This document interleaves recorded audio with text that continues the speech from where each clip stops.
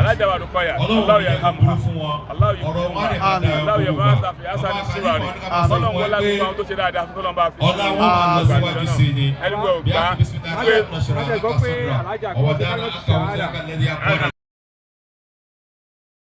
محمد لا إله إلا الله تجي آخر كلامي في الحياة تجي أولو تسوقي بدخل الجنة تجي سبني kọlọ̀ ń kó wa ṣe ní sọ̀mọ́ra àlejò náà ẹni èèyàn kó gba tó sọ pé èèyàn kan kú sínú súfì kó máa torí ẹ̀wọ̀ náà láàlàlàlà kọlọ̀ bá foríjà wọn tó sọ lámúyá rẹ̀ fún they don't know. orúkọ yín sà.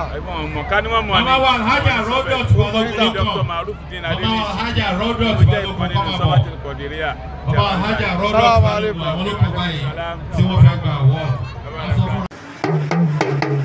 Alore TV.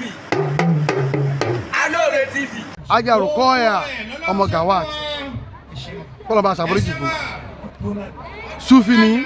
Sufi lèmi Tìjàníyà lèmi dáadáa àwọn kan bọ́ sórí social media ó torí kó ṣe Sufi kú iná ló máa wọ̀ kí ni ló máa ṣe eléyìí kí ni tẹ́ẹ̀kì lórí eléyìí alhamdulillah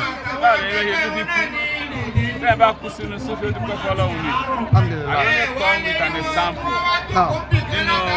nínú kòsílà wa tá a máa ń kọ́ ní kọ̀dìríà Tìjàníyà ẹ̀kọ́ náà ni wa alhamdulillah because a focus lórí kalimatu la ilaha illallah muhammadu rasulullah sallallahu alaihi wasallam.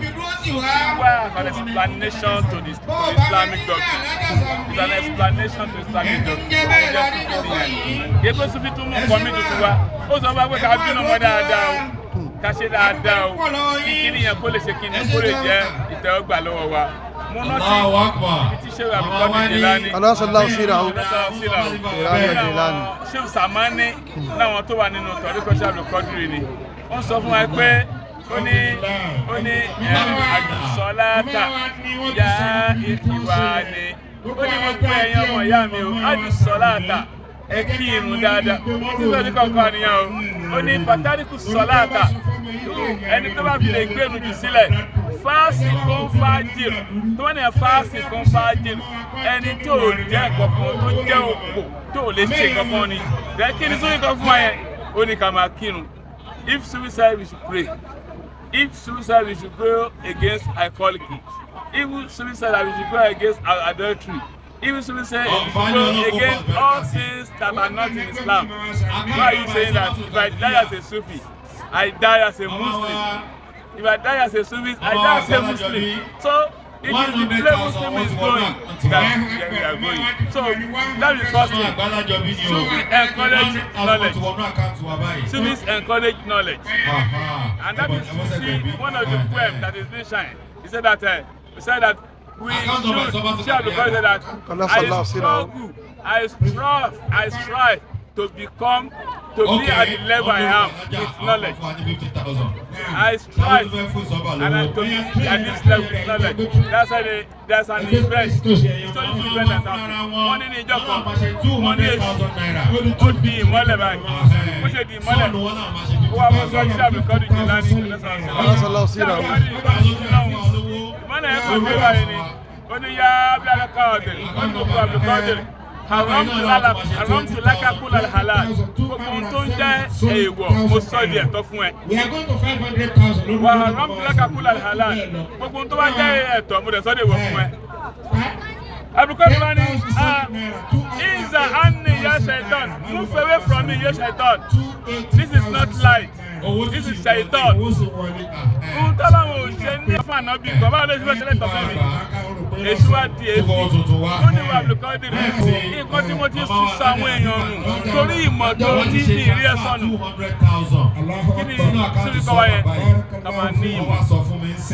Àwọn náà àwọn báyìí pé aláwọ̀ èèyàn kan tí wọ́n ṣe ṣe o. Àwọn kan wà tí wọ́n ṣe ṣe pẹ̀lú Sufi wọn. They are not Sufis. So Ruka tó ṣe Sufi tó fi kú ẹni àlùjànnà ni. Àwọn tí wọ́n ṣe Sufi tí wọ́n ṣe dáadáa tọ́lọ̀ ń gbà wọ́n lẹ́rú ẹni dáadáa ni wọ́n. Àkọ́kọ́ náà kọ́sọ̀ fún ẹ̀dá kò gbà gbogbo èèyàn kan ní ló máa wọ náà. Tó bá yẹ pé yẹn ni màá tún sọ̀pọ̀ lọ fún yín. Ẹ wo nínú sọ́ọ̀tù Yasin, ẹ bá ka Yasin. Wọ́n ní olè Ọlọ́run kan ó máa ń ka Yasin.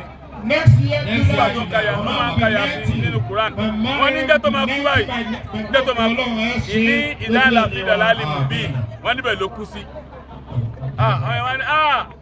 ẹgbẹ́ ohun tó sọ gbẹ̀yìn ìní ìdáàlà fi dàlá lè mú bíi nígbà náà nǹkan èmi ti dẹ́ náà nù wọ́n ní àṣẹ ọlọ́run ògbálẹ̀ yìí wọ́n wá lálàá ló èèyàn kún wá lálàá wá rí nínú ọgbà àdìjọ náà ó wá ní kí ló dé ó ní ìgbà tí wọ́n sin òun bí mọ̀lẹ́kà ṣe dé báyìí pẹ́ta lọ́lọ́run olóhun ní ìní àmọ́ tó gbọ́dọ̀ bí kún fásùmọ̀ òun àyà tó tẹ̀lé tó kakú yẹn ló wá kà ó ní ìní àmọ́ tó gbọ́dọ̀ bí kún fásùmọ̀ èmi nígbàgbọ́ sọ́lọ́run pa yín ẹ̀tẹ́tí kẹ gbọ́ mẹ́yìn mọ̀lẹ́kà amọ̀lẹ́kà ní kíílà wọ́n wá sọ pé òfúrì lìjà nẹ́ta máa wọ àlìjọ́ náà lọ ìmọ̀ àgbàfà àlérò bí pé ọlọ́run bá ti forí jí òun o ọ̀jà àlà ní nílẹ̀ lùmùkìrámì so àṣẹ sọ pé torí pé tó sọ nǹkan tí ò dá tẹ́lẹ̀ pé ó sọ tí ò dá fún kùránì kò sí ṣe ti pé ọmọ iná ni.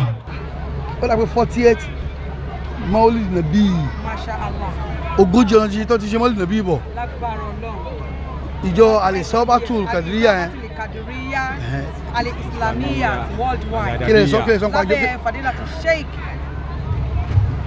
Sheikh Muhyiddin Adewale Abdul-Yakin Mustapha Sultan Bello Odi Allah Ta'ala ni of Nigeria. Àwọn aláwọ̀já ò gbogbo ẹ̀ tó yá wa movement yẹn ìjọ yẹn association yẹn kí lè sọ pa wọn. Ìjọ àlùbáríkà ni àti wọ́n ní àti òjò ti ń pa kínní kan bọ̀ ọjọ́ tó ti pẹ́ àwa náà ti wà nínú ìjọ yìí over 30 years láti ìrìnàjò láti ṣe lábẹ́ bàbá wa Fadilatu Sheikh Abdul-Yakin Mustapha ẹ̀kọ́ lọ jọ kó bá wa ṣàlékún ìkẹ́ àti ìkẹ́ kó bá wa ṣe fún wọn nígbà tí wọ́n wà mọ́ wọn ló take over ẹni Sheikh wa Sultan Bello inú mi dùn gan o wípé mo tún wà ọlọ́kà mi àwọn tí wọ́n máa wà tó èyí tájọ tí wọ́n máa ṣe 48 torí pé tó ti rọ̀ tílẹ̀.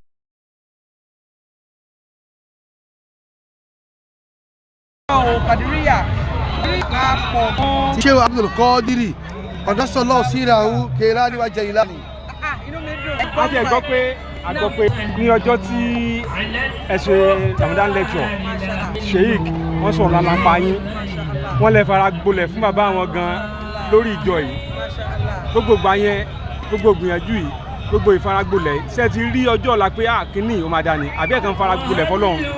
ṣe ti rí ṣe mọ̀ pé àwọn ènìyàn Ọlọ́run kan wà tá kì í mọ iye wọn tó bá wà láyé wọ́n lé pé nígbà tí wọ́n bá sí wọn tó bá papòdà ká mọ̀ pé wọ́n lè sọ nǹkan báyìí tí ẹ bá gbọ́ dáadáa nínú lẹ́kṣọ̀ tí Sheikh ìsọlọ́jọ́ náà bàbá wọn Sheikh Abdul-Yakin àwọn ni wọ́n sọ mí ní ọmọ àlùbáríkà tí mò ń jẹ́ lẹ́yìn bàbá náà rí i pé ẹmọ̀ àwa kàn ń ṣe bọ́lọ̀ ń ṣe rán wa ń gbà yẹn àmọ́ kó sì máa da tó yìí àwọn bàbá náà máa ń sọ fún wa pé n tó o bá ṣe ó máa gbà lọ́la o àwa ò mọ̀ túmọ̀ ọ̀rọ̀ yìí àmọ́ yìí pé ó da kéèyàn tún fara tó bá jẹ́ pé àmọ́ ń gbà yẹn ni bóyá àbá ti ṣe jù báyẹn lọ àmọ́ ìwòye tá a wá ṣe yìí náà masha Allah alhamdulilayi amudan kadiran tayyiban mubaraka fi Ọlọ́run òjò bàjẹ́ Ọlọ́run wá ń jẹ́ kó máa da sí lọ́dọọdún ni Ọlọ́run ṣeun torí pé bàbá yẹn náà máa ń sọ ń gbà yẹn pé ẹ máa ṣọ̀tọ̀ láti fànà bí bẹ́ẹ̀ ṣe ń ṣe yìí ẹ máa tẹ̀síwájú sí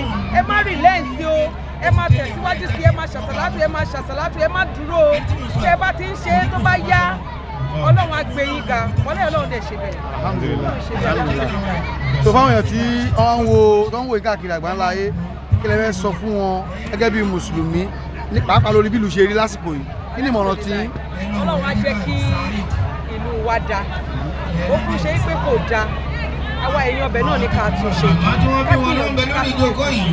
Ọlọ́run má dọ̀rọ̀ wa rú ọkọ tí mi lè sọ ni pé kọ́lọ́run jọ kó má fara ni wá nílùú yìí àti nínú ilé wa lórí ta bá ń ṣàdúrà fún ìlú ká máa ṣàdúrà fún ilé wa náà Ọlọ́run má dàlú wa rú kó má dànù ilé tiwa náà rú mo máa sọ fún gbogbo àwa mùsùlùmí tẹ́ ń wò mí lórí ìkànnì Alore TV lórí Ojútólé tẹlifíṣàn lórí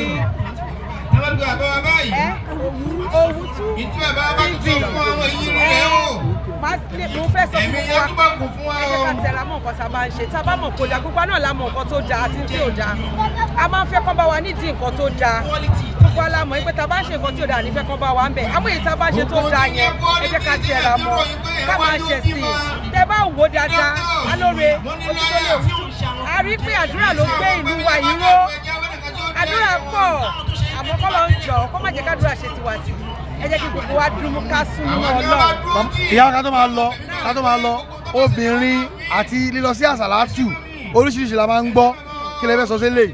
ṣe rí níwájú Ọlọ́run àti èèyàn oníkálukú ló mọ nǹkan tó ń bá lọ sí àsàlátù oníkálukú ló mọ tó lọ ń ṣe ń bẹ̀ àmọ́ nǹkan tèmi kàn fẹ́ sọ ni pé gbogbo wa ọ̀pọ̀lọpọ̀ obìnrin míì wọ́n á fi àsàlátù parọ́. bàbá wa bí wọ́n ṣe ń bọ̀ wọ́n wá fi owó tó kù sí wọ́n fi sínú envelope nígbà tá a máa yẹ owó náà wò ó jẹ́ 100,000 naira.